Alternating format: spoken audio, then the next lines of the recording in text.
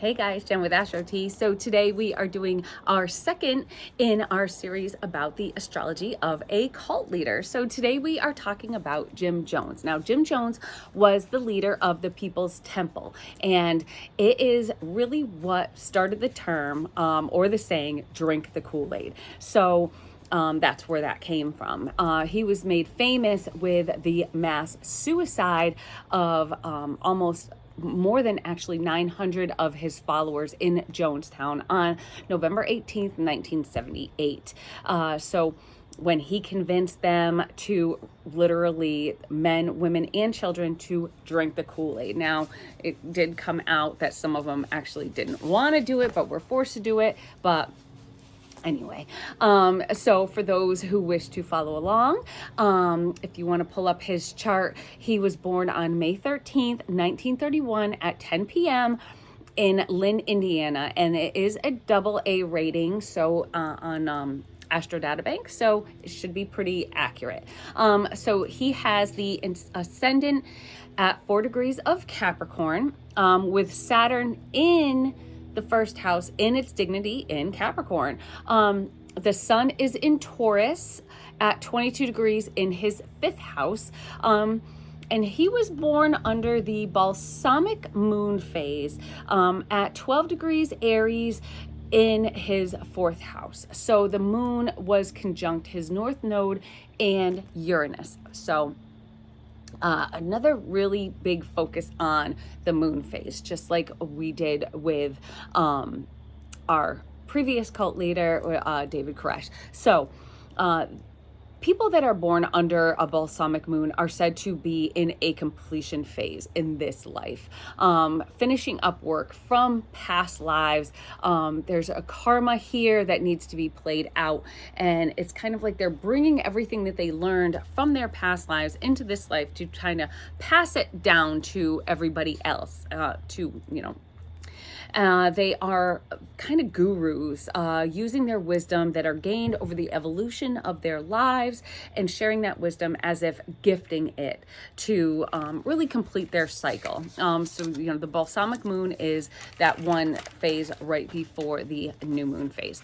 So this moon phase he was born under obviously helped him to gain trust, the devotion, and the reverence of his followers. So because of his knowledge, because of that confidence he exuded, the knowledge that he exuded, that wisdom, as many cult leaders, he's looked at like a channel or a gateway to a god, and people just put all of their trust in their teachings. So his moon is emphasized by its conjunction with his north node. The north node is your soul's life purpose in this current life. So again, very karmic. He had a very karmic life, almost like what he did was kind of meant to happen, or what he became was, a karmic footprint almost. So in his 4th house, it gives, because it's in his 4th house, it gives a foundation, and it's like a piece of, or a place of home, and it's in the sign of Aries. So he has the drive, he has the determination to really carry out this destiny that he was meant to do. His MC is in 28 degrees Libra in his 10th house. So he is looked at as balanced and fair. And always wanting justice and equality. And this is how people did see him, especially early on in his career. It also makes him very charismatic and magnetic by reputation. So anyone that has, their 10th house, their reputation is to be a very charismatic, likable, fair, and just person. If you watch the video on David Koresh, he had a lot of the similar qualities because his rising sign was a Libra. So definitely check that out, because you see how they get tied together. And it's the same thing in the serial killer series that I did. You see a lot of similarities in their charts. So during Jim Jones's life, he was an advocate of racial equality. This was huge for him. He said that integration of the races was very personal to him, and he had actually adopted several children of different races. He even spoke at the NAACP and at the Urban League and he had that passion for really bringing the races together and making them equal, so that no race was better than another race. And you could see in all of his followers, they were all different races. And, so he just really embraced all of them and tried to bring them, put them all together on one even keel. His moon was square to Jupiter in his 7th house, which was conjunct Pluto. So perhaps this could mean, Jupiter can expand things and make them bigger. So his idealism, his ego, his self-importance would grow out of control. That's that Jupiter, and to a point of no return. And that is that Pluto. And that's exactly what it did. So he had the fixed star Algol conjunct his natal sun. So remember, Algol is that, don't lose your head star. Lose it he did, because everything went to his head and it got too big and too much. Just like every other cult leaders, when they feel that power, they want more and more control, and the control just isn't enough. And of course, it all ends up, a lot of it is the control over sex, and they use sex as a source of control. Now you can see this clear in his chart as well, because his Venus is conjunct Uranus in Aries, which is trine to his Mars in Leo. So it kind of spells out what he was like in that sexual nature. So he had many sexual partners, those within his group of his followers. He engaged with male and females within the group. So there is that Venus in Uranus. So he was just that polyamory, not quite conventional, just very unconventional. But he also encouraged them to say that he was the best lover that they ever had. So you see that with his Mars in Leo in the 8th house, because there are taboos, because he is, having sex with his followers and, all different, types of people. And he wants to be, kind of the best, have the sun revolve around, or, everyone revolve around him like he's the sun, with that Mars in Leo, that his prowess, that his sexual, prowess was the best, that they're best. So that's very Mars in Leo in the 8th house. So nearing the time of his death, Ceres was transiting conjunct his natal Saturn. So that is about kind of stripping down to the bare bones, doing what is just, as the bare minimum of what is necessary to survive, for your survival. And that's kind of what he did. They didn't live a very, posh life out there in Jonestown. They kind of really did strip down to the bare minimums. So on the day he died, transiting Neptune and Mercury were conjunct and transiting through his 12th house. So this was along with Mars that was applying to that conjunction. So this signifies enemies descending on his hidden enemies descending on his hidden compound in the 12th house. So if you know anything about what happened, there was a congressman and a lot of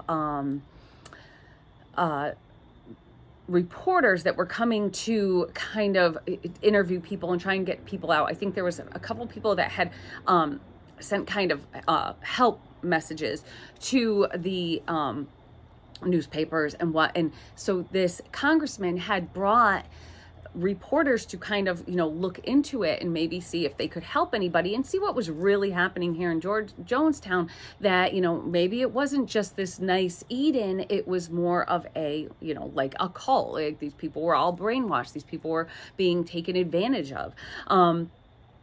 So those were Jim Jones's hidden enemies. That's 12th house descending on him. And so that's that whole 12th house, like things that you don't see, but they were coming to where he was, and their compound was kind of out in the middle of nowhere by itself. So that is just, that a lot of 12th house in there, where they're separated, they're pulled away, and 12th house could mean, hospitals or jails, or it's kind of the same similar thing, because it was a compound where they were kept separate from everybody else. And he kind of, took advantage of and kept them under his control. So a lot like a jail almost, led a 12th house. So he even forcing his followers almost to drink the Kool-Aid. Like I said in the beginning of the video, that's where that all came from. That it was poisoned. I'm not sure with what, arsenic or something. And then to go unto an unknown afterlife. So that is that Mercury Neptune, that convincing them of the unknown. Also, it was said that, a lot of people didn't go along with it, and he forced them. So that is that Mars, and his followers actually forced them to do it, from things that are coming out from people that did get away. So at those three, those transiting Mercury and Mars applying to the conjunction of Mercury and Neptune, they were all trying to his natal Mars. So it's like he was forced to take action. His followers, and then, because they killed a congressman and 4 others. So they did actually, once he found out that they were coming, he had them pretty much ambushed, and he had them killed, or his followers had them killed. So he was forced to attack. He was forced to retaliate against them.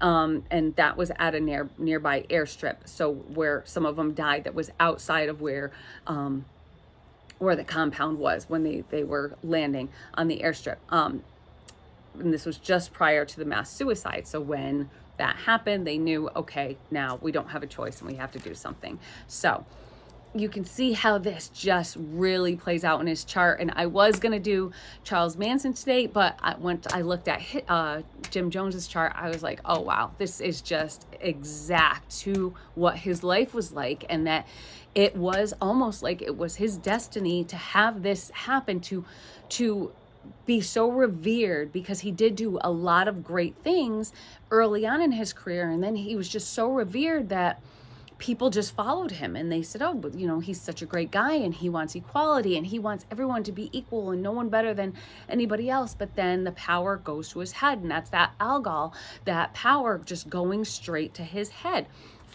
And then he just, then we have the Pluto and the Jupiter that just made things just spiral out of control. It's just everything blew up too big. And then it was at the point of no return, and that is that Pluto. So everything in this was so spelled out and so spot on. I just found it just intriguing and a lot of fun to study. So again, we really had a key point to start looking at that natal moon phase, similar to David Koresh. And a lot of the serial killers that were profiled, they have really dominant moon phases, and moon phases that really kind of were the kind of the cornerstone of what the whole chart was. So definitely check out, if it's your own chart, someone else's chart, always check out the moon phase, because it is very, very poignant in charts. It plays a big role in the native's life, I feel. So I hope you enjoyed this video, and let me know your thoughts in the comments. I'd love to hear from you. Maybe if you'd like to continue on, who you'd like to hear about next. We do have some things coming up at the end of the month. I know it's election season, so we do have to talk about that. I'm sorry, thought I'd just take you away from it for a little while. But if you like this, please hit the like button and subscribe. Check out the other videos in the series. I think that you'll find them a lot of fun. Hit the notification bell for future videos because we got a lot more coming up. It's going to help the channel grow and we'll grow together. And I think it will be a lot of fun. So I'll see y'all soon. Bye.